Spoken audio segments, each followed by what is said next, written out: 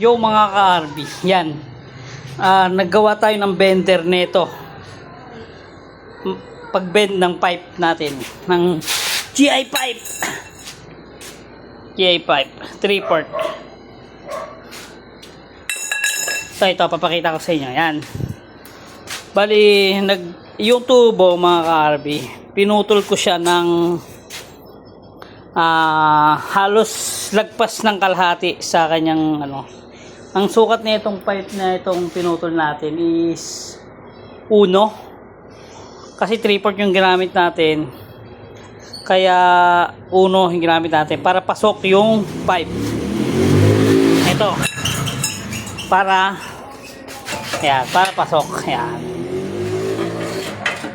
Tapos ginawa natin karbi, pinutol natin sa gitna. Ito hindi gitna, medyo lamang ng konti yung yung ginamit natin na yan hanggang dito, yan, halos 3/4 din. Tapos ang ginawa ko rin dito, pinag grinder ko siya. Pag grinder ko, so saka ko binend ng naaayon sa kailangan kong bend. Yan kasi yung ginagawa ko. So pag bend ko ngayon, siyempre inispatan ko lang, hindi ko na pinulol dyan kasi masyadong madami.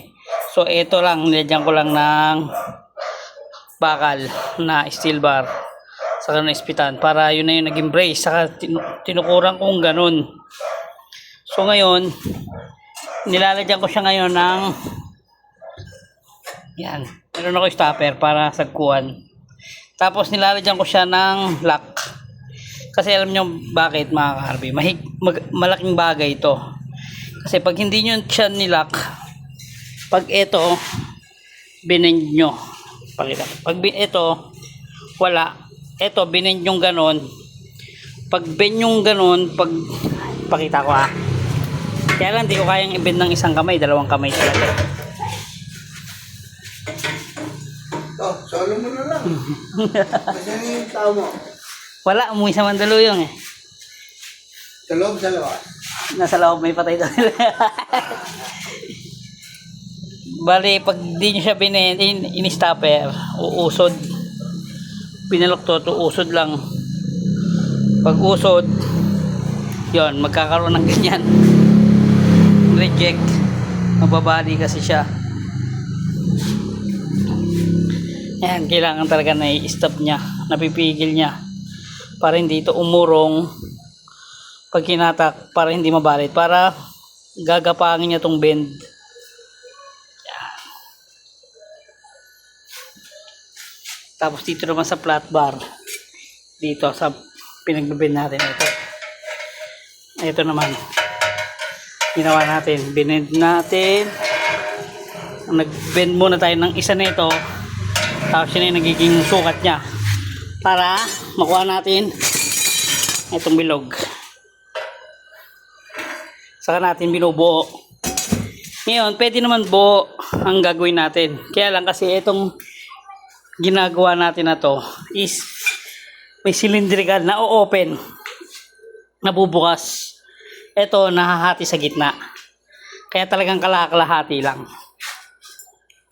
Yung bender natin nito is meron din siyang pambira. Ito nilalagyan ko ng pambira kasi medyo matigas kasi siya, kaya hinahabaan ko. Pwede rin naman lagyan nyo ng mas malaking tubo para pag binaltak nyo, yan, matigas, hindi kakayang isang kamay kaya dalawa. Okay, gets na. Tapos syempre dahil makapal nga yung pipe, lagyan nyo ng magandang buwelo tong nyo. Nung una, pagbalta ko natanggal lang, kaya nilagyan ko ng pagganon. Yan. So meron kasi tayong project na marami pa, kulang natin. Kaya marami tayong binibend. So ayun ayun, may binibend pa ako. Nag-demo lang ako sa inyo. Pakita ko sa inyo to kung paano to i-bend. Ika, ginagawa ka? Milka? May ginagawa ka? Tara, saglit nga video mo ako. Papakita ko lang sa kanya ito.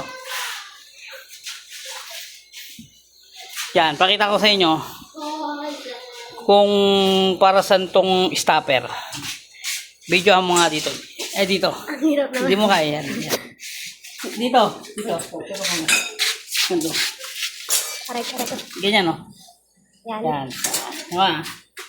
Mabibin yung balukta. Yeah. Yun. Sheesh. Kaya ko din yan. So, need niya ma-stop to para hindi umusod doon pag pinipwersan pa ganon. Kasi, pag ito umusod na ganon, ang tendency, mababali. Ito, mababali lang to. Mababaluktot lang. So, ang mangyayari niya, hindi niya magagapang to. Kailangan may stopper to para hindi umusad doon. Para mabali niya na maganda.